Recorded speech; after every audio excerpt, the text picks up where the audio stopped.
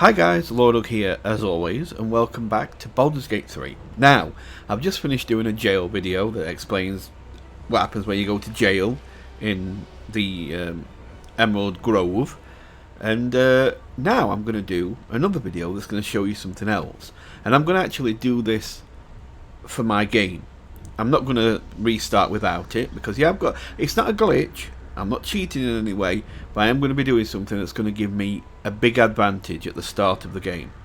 So, but I'm going to do this as just a video to teach you how to do this, and then I'll probably restart a new game. I'll probably start a new video, but with all the stuff still, because I have earned it. So I'm going to go in game, and I'll show you what we're doing. Okay, so before I start, if you can hear a noise in the background, it's a fan. Sorry, I have to have it on. It's nearly 3:30 in the morning, and it's very hot. It's really warm, and being in UK, we don't really have much in the way of aircon or anything, so the best thing you can do is have a fan on. So I've got a fan on, otherwise I wouldn't be able to do a video. So that's what that is. I'll try and take it out as best I can, but if I can't and you can hear it, then I'm sorry. Right, so what's this about? So we're not under threat of jail anymore, but if we go to this guy here, where you can buy things from him, he has a lot of things on sale. Of course. I've sold some stuff to him, but he has all this nice tasty stuff, like these gloves worth 368 and all this. So I want most of this stuff, but I don't want to pay that much money. So I'm going to show you how to do what rogues do best. So this is what you're going to do. You're going to come along here, and down here we're going to go and see Zevlor. Might skip parts of this or whatever, or fast forward parts just to get you there quicker. But first part, see Zevlor. Now you don't need to talk to Zevlor if you don't want to. In fact, we're not going to. We're going to go up here, because this is where we need to go. I'm going to do all the talking to him and exploring properly when I actually record the episode. The reason the ladder is red is because you're not allowed up there, but we're going up there. So we've gone up here, and we're here. Now we can go over here and talk to this woman here, if you wish, and but that's overlooking the place you were. But we're interested in coming here. We're going to climb this. I know actually you don't need all these. We only need Astarion really. So let's bring everybody up. Although Astarion, I'm going to actually bring everybody else out to here, because I will be teleporting to there with Astarion when I'm done. So this is what we're going to do. Bring everybody away. We'll go back to Astarion, and he's going to come along here. Now there is a chest up here that you can open. I will open it so I don't have to come back up here. Mind you, I will be coming up here anyway, but I'll get this. And a bottle of grease. There we go. Now what we need to do is, this is going to hurt a little bit, but we're going to jump down here, because we need to get all the way down here, and it's going to be a while before we actually get there. So we're going to jump now, and we're going to jump all the way down here with Astarion. Try and break as few bones as possible. He is going to get hurt. He's going to take some damage. It is going to knock him prone, but he will get up. There you go. Now he's up. Now what we're going to do is we're going to run over here. Path forks.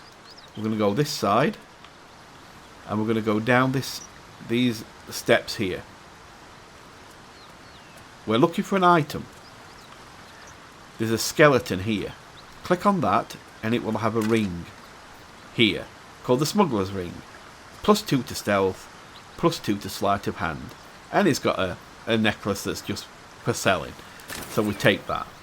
We're going to put the ring on Astarion, and then we're going to teleport him back to the others. We don't open that part up yet. This is why we just do this. And now we can always give him a bit of treatment, and he's fine again, matching with the others. Now it's going to be our man here, Gale's turn. Now Gale, we can go with everyone. Doesn't really matter with this one, because we're all going to be... We'll leave the others out here though. So, because we're going to go and see the guy after. Waiting for you once this is all over. You know what? That is not the easiest of questions for me to answer. You mean just waiting? Like a lovesick puppy? Short-term amusements are much less hassle. Okay, so where we're going to go next is to here where it says... Oh, I didn't mean that. We're going to go here where it says about the hidden cache. This is where we're going. We're going to go there. So let's go there. Yes, of course. That's up here.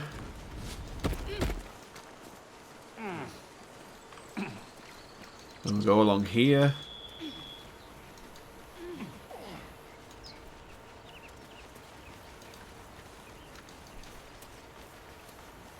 Right. So once you're here, there's another skeleton here. And we're going to pick that up. And there's this. Silver pendant that gives guidance. We're going to give this to Gale. Okay. The necklace matches the sigil in that cave. The harpers were busy. Okay, so we're gonna go back to here again. Oh, wrong one. Sorry. We're gonna go back to here. Okay, we are set up. We got the ring and we got the necklace.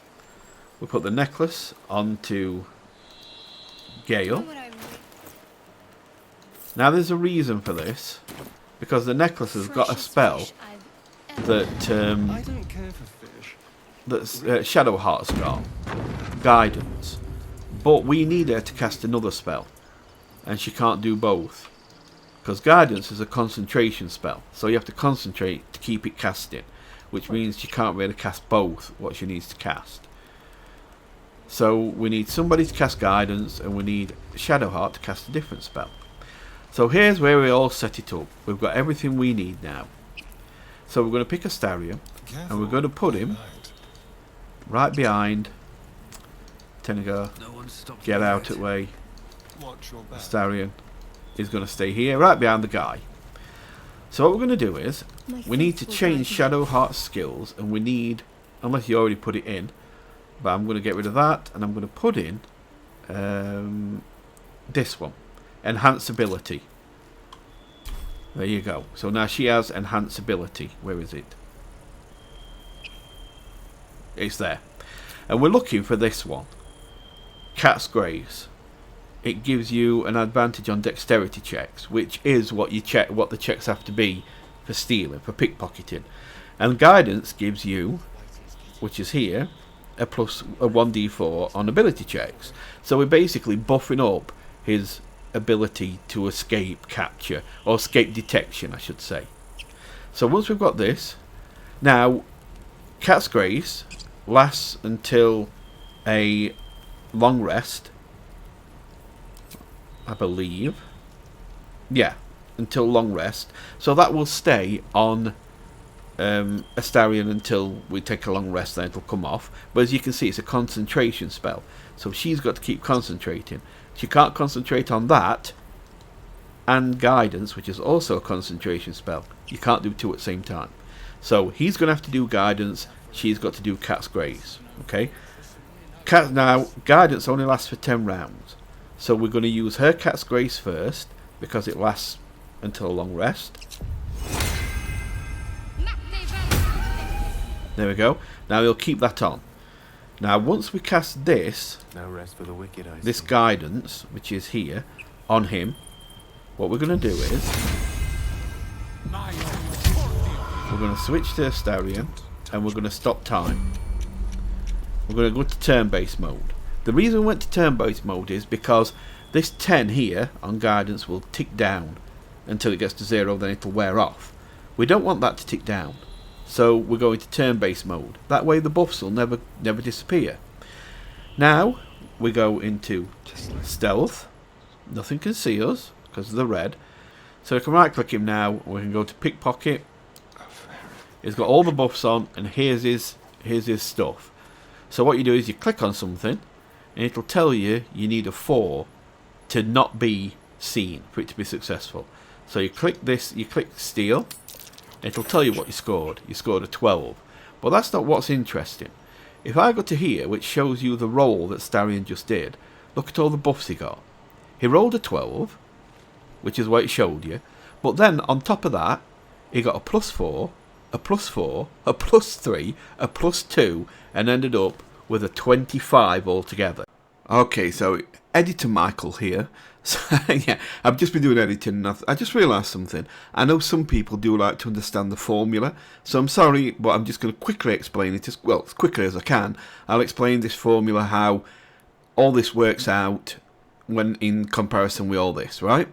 So, let's just explain this quickly. So it says I need a 4. That's the target number. But it says the difficulty class is 13. So the difference between a 4 and a 13 is 9 points. Now, when the game is adding up my bonuses, it doesn't count guidance, because guidance is an unknown factor. It's a 1d4 roll that could be a 1, 2, 3 or 4, so it can't count it into the equation. So it just counts into the equation the complete numbers, the static numbers, the ones that are constant. In this case, so it will count the +4 for proficiency, okay? Then the +4 here doesn't count because that was guidance. I rolled a 4 on guidance, so it doesn't count that. Well, not in its equation here, not for this. It adds it. It does include it here, but it doesn't use it here when giving you a target number because it can't know what you're going to roll. So it don't count that. So what it counts is this: 4 for your proficiency, 3 for my dexterity modifier, and 2 for sleight of hand from the Smuggler's ring. So 4, 3, and 2 is 9.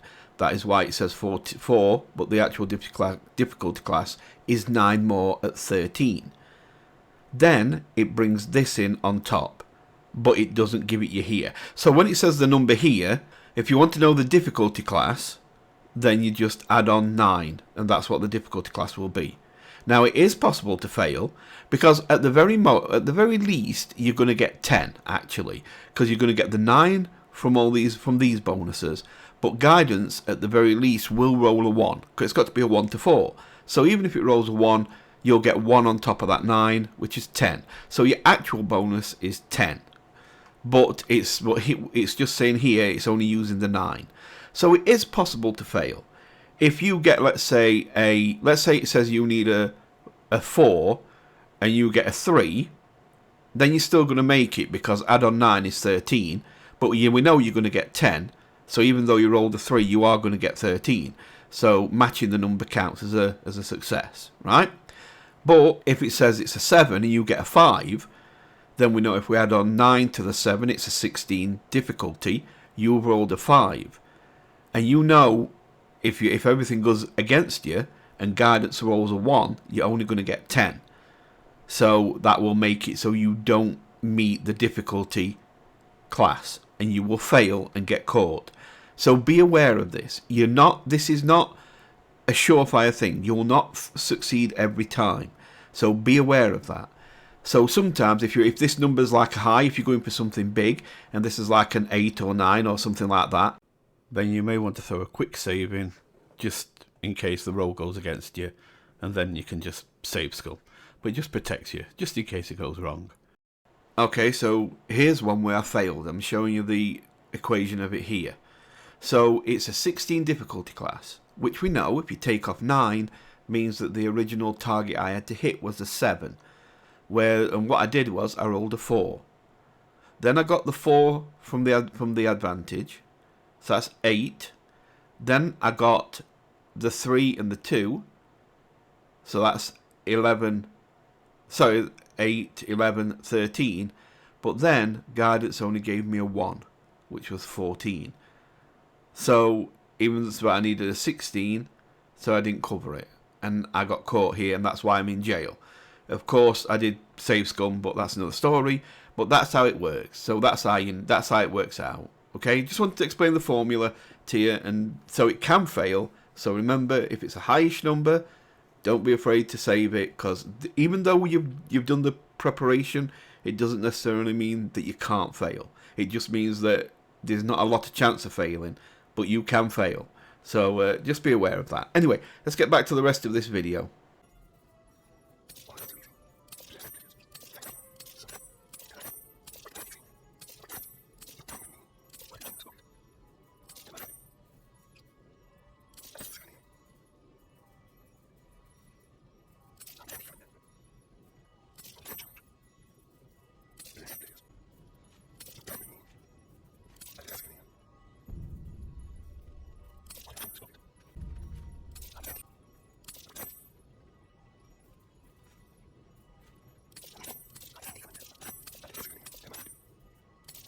I think we're done here.